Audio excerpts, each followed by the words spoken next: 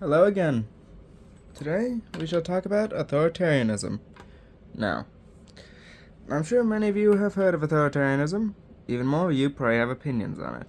But what truly is authoritarianism, and more than that, is it really as bad as many people say it is? Well, first let's define it. Authoritarianism, at its base, is just having state authority. Now, the point of mentioning authoritarianism isn't just to say the state has power, but rather to emphasize that the state has power over people's lives. So, for example, censorship is a big example here. The state can decide who gets to say what. Control over the economy is another. It's also worth noting any government form can be authoritarian. You can be the most democratic state and still be authoritarian. Representative government is not inherently more free. Not inherently. Now, it can be. And general tendency says that constitutional monarchies and republics tend to be freer than those who are not. However, that being said, that does not mean they can engage in authoritarianism. They can. It's just they often cannot be totalitarian unless a major shift to their government structure occurs. Totalitarianism being the difference between the state having some say in your life versus controlling how you think, how you feel, essentially manipulating the way you view the world. So it's a difference between powers, essentially. On one hand, you got libertarians and anarchists who say the state should have no power. On the other, you got totalitarians who say the state should have all the power so that it can control how you feel and think, so that they can basically guide the state however is needed. And then in the middle, you have variants on authoritarian and more, I would say, not quite liberal, but generally more local government. I'll call it localist for the sake of ease. So you have on the corners the libertarians and totalitarians, then the localists and the authoritarians. Now, one might ask, why is that an important distinction? The reason it's important is because a lot of people, especially liberals, like to associate authoritarianism purely with undemocratic government. Not how that works. It doesn't matter how many people you give a vote, it doesn't matter who votes. All that matters to define authoritarianism is how much power the state has in your life. And democratic or republican government is not safe from that.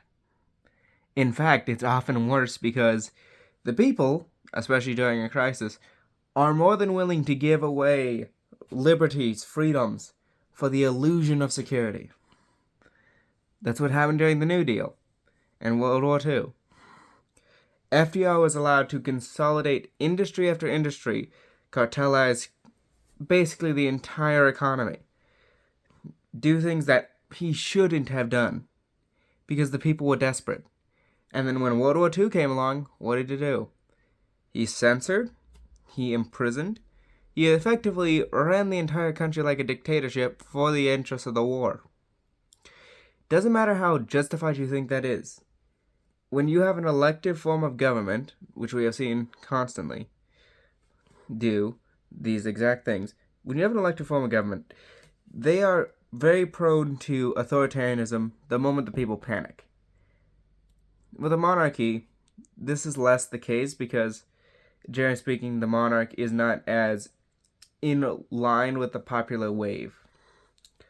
So a monarch will generally not feel things as much and will make decisions thus with a cooler head. Doesn't mean they'll always be rational and they can be very self-serving decisions, but they have a much cooler head, especially when a crisis comes. In a republic, because it's dominated by the popular will, or more accurately, the will of the majority, it's very easy for people to panic and just go, yep, we want quick authoritarian solutions to get this done. That does not mean, though, that it's effective. It just means people want action. A person would gladly take $100 to satisfy the feeling that they got something, than just wait and let them accrue that $100 through good policy. And what a lot of people tend to forget as well is there is no inherent problem with authoritarianism. The idea of the government having authority over your life is not inherently wrong. Because, let's face it, people are freaking stupid. That may seem rude, but it's true. Do you think that if people were intelligent, we would still be dealing with war, with theft, with murder, rape, and all these other things? No, you wouldn't. Theft makes the economy worse, so you're not gaining anything truly, because you're worsening your prospects and making that money you stole worthless.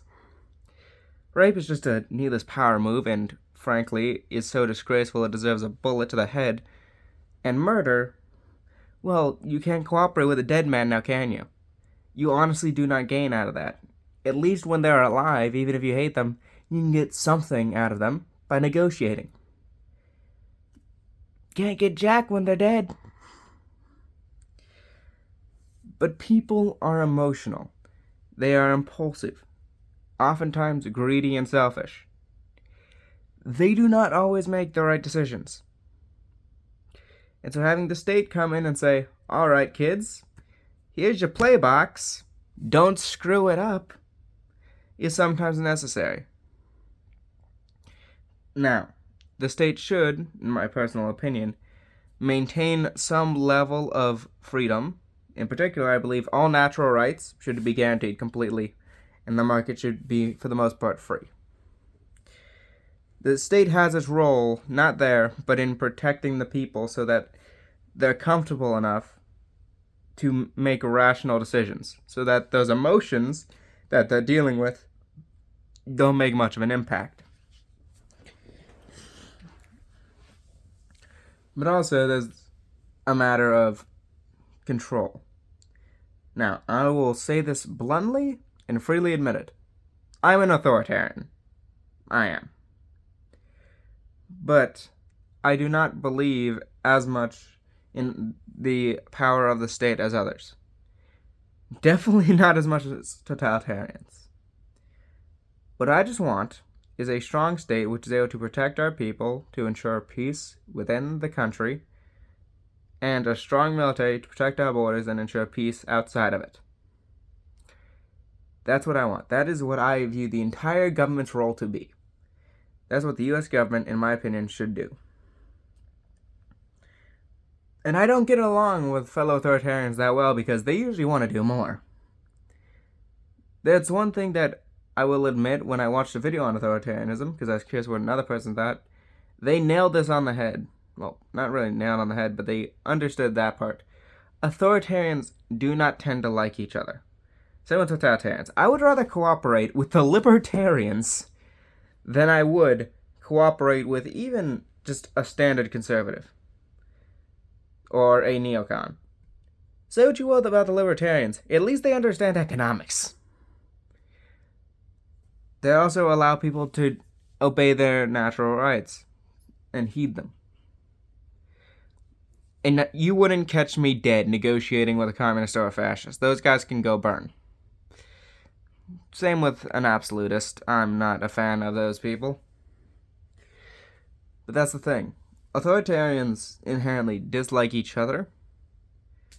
But it's not because of any petty reason or infighting. It's because of control. If you believe that something needs to be controlled based on these criteria, whatever they are, let's say there's 5 criteria of what you want the state to do. Are you going to trust someone else to do that when they likely have their own plans with their own criteria? No, you're not. It's not a matter of I want this power. It's a matter of I want the state to shape out how I want it to be. When you can't trust others, what do you do in that circumstance? You fight amongst each other. And that's what authoritarians like to do. Because, again, they are the people who want more state authority. And so, unlike libertarians, who can largely negotiate amongst each other, even with the libertarian socialists on occasion, though calling them libertarians is an insult to the term, Authoritarians can't really do that as well. What am I going to negotiate with for a fascist? Oh, yeah, I understand you want to close off our entire borders and establish a state healthcare service only serving those you consider pure of blood. But, yeah, I would like you to not do that for the sake of, running an effective economy. Exactly where are we supposed to compromise there? Medicare? Medicaid? Makes no sense. You physically cannot, because our views of what the state's role is and how it should behave are entirely different. And we don't have the position of let the individual sort it out, because that's why we're trying to give the powers to the state. If we trusted the individual to do this, we wouldn't be arguing for the state to have more power. Foreign or domestic. We just wouldn't. There's one thing to note, and I'd like to make this perfectly clear. Chaos is not inherently beneficial to authoritarians. Authoritarians tend to have two positions on chaos depending on the situation. If you are in charge, chaos is terrible, because you need things to work properly for your authority to be maintained. At the same time, when you're the dude outside the loop, that is freaking perfect. Chaos is not a ladder, it is a power grab. When everything's up in the air, that is an opportunity for anyone and any side to take as much power as possible. And people will do it too. They are absolutely willing to. So chaos for the authoritarian is good when they're not in charge, because it allows them to frame the current regime as too weak. And so you gotta give more power to me, because clearly I know what I'm doing. And also, for the people in charge, it's freaking terrible, because it makes their authority look weak, like they don't have control over their own government or their own country.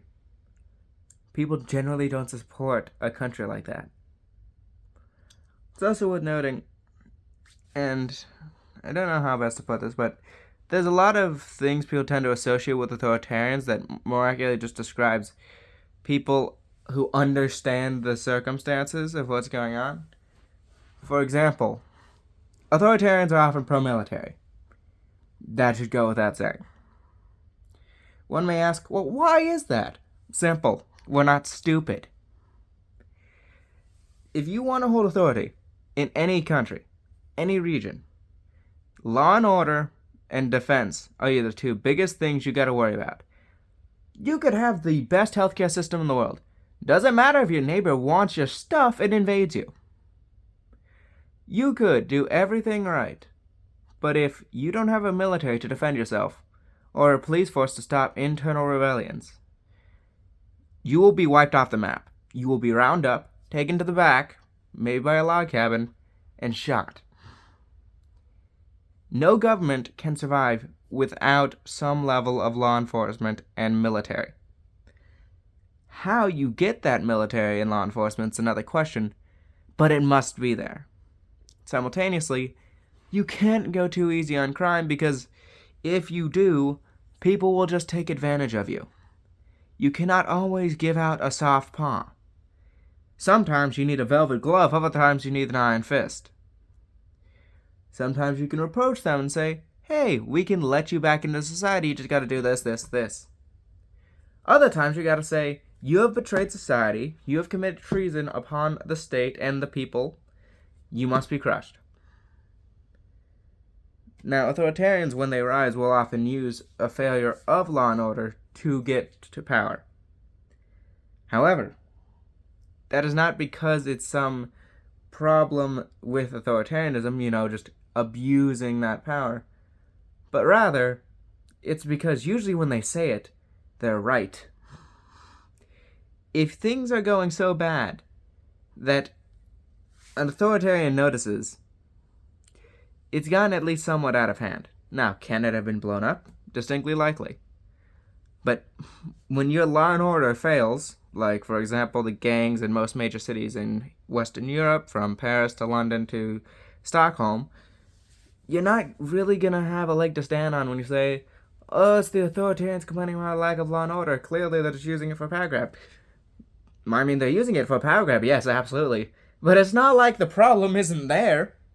Your policies have objectively failed at maintaining law and order. People are suffering because you idiots can't run a proper government. And then there's the press. Now, truthfully, for authoritarians, there are really two presses that they'll accept. One, the obvious, censorship. Control what the media is allowed to say. The second is more common with republics and their regimes. Make sure the press is on your side, usually through political favors. So you can have a press that's free in name. For example, the US does this for a lot of its situation. We have only like 5 major news companies. So, the state has investments in basically all 5.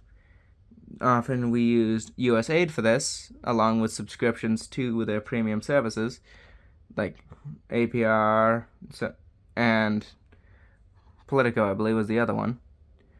But yeah, we have 5 major news groups, and so the state can effectively, through monopolies, negotiations, and other such things, keep them on side. For the liberals, they got CNN, NBC, and ABC, there it is. Then there's, of course, for conservatives, Fox News, and one other. Now, these are establishment left and right. They are not wild socialists out to steal everything. CNN and its ilk are definitely more on the left-wing side than most others, but they're still not to the point of saying Bernie Sanders should rule the world to assure communism or social democracy spreads everywhere. They're not doing that. And for Fox News, they're basically just controlled opposition. Go figure. But either way, for these groups, technically the press is free. Technically. However, because these guys owe most of their money and wealth to state contracts and negotiations, it makes it very unlikely for them to actively resist. They'll play their little game if a liberal's in charge. Actually, I'll stop using liberal.